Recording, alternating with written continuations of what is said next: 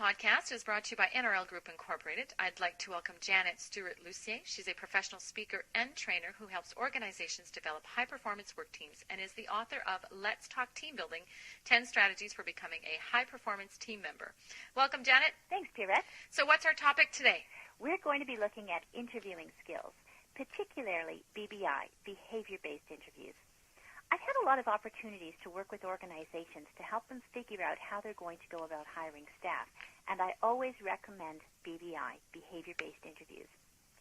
Sitting as a member of a panel in a number of the interviews, I can tell from the moment the candidate walks into the room whether or not that person has prepared well for the occasion. It's often in the way they dress, the notes they have, a bottle of water, all of these kinds of small things that show that they didn't just run in off the street, that they actually prepared for this interview. Now, in today's workplaces, most of the time you're going to be required to complete a behavior-based interview. It's a structured approach that will provide you with opportunities to share your past experiences with the members of the interview panel. It's based on the assumption that the best predictor of future behavior is past behavior in a similar situation.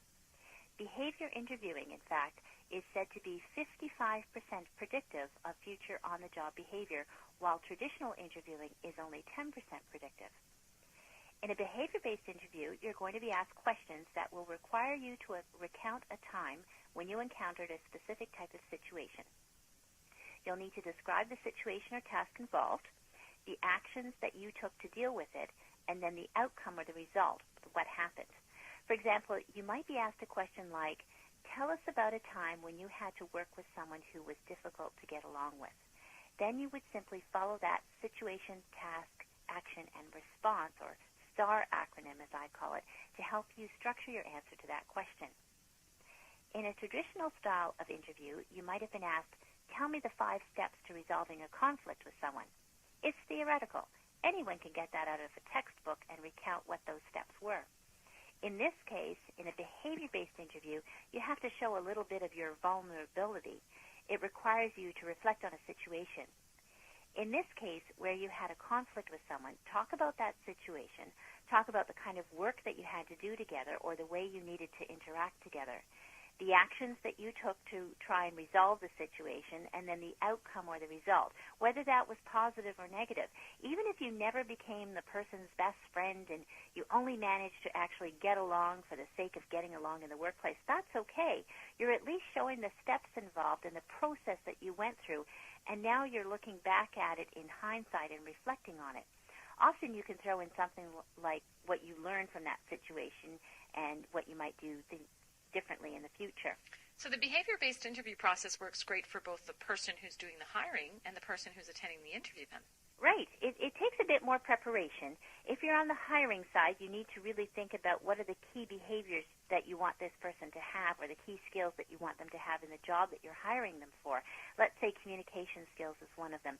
Then you would have to take the time to structure a question around communication skills to get at a situation or an example of how they've used their communication skills. Or maybe if you're organizing events and that's going to be part of their job, you might ask them something like, tell me about a time when you organized an event. Then what was that event about and how did it go? It leaves it very loose so the person has a lot of space to be able to answer that question. It could be an event of 5 people or 100 people or 1,000 people, but it gives them a chance to really show off what they're capable of. When you're the interviewee, though, you need to anticipate. Find out as much as you can in advance of the interview about that job and the skills required for that job, and anticipate what kinds of questions they might ask you. Then you can certainly practice the answers that you would give to those anticipated questions going into the interview. This is all excellent information, Janet. I know there's much more in your book. So if you want to find out more about interviewing skills as well as other tips on building a high-performance workplace, please visit Janet's website at letstalkteambuilding.com, where you can download audio files of her entire book or just the chapters that are of interest to you. Again, that website is letstalkteambuilding.com. And if you'd like to contact Janet and her team directly, you can do so by email at janet@letstalkteambuilding.com. Thanks for being with us today, Janet, and I look forward to our next podcast on leadership skills.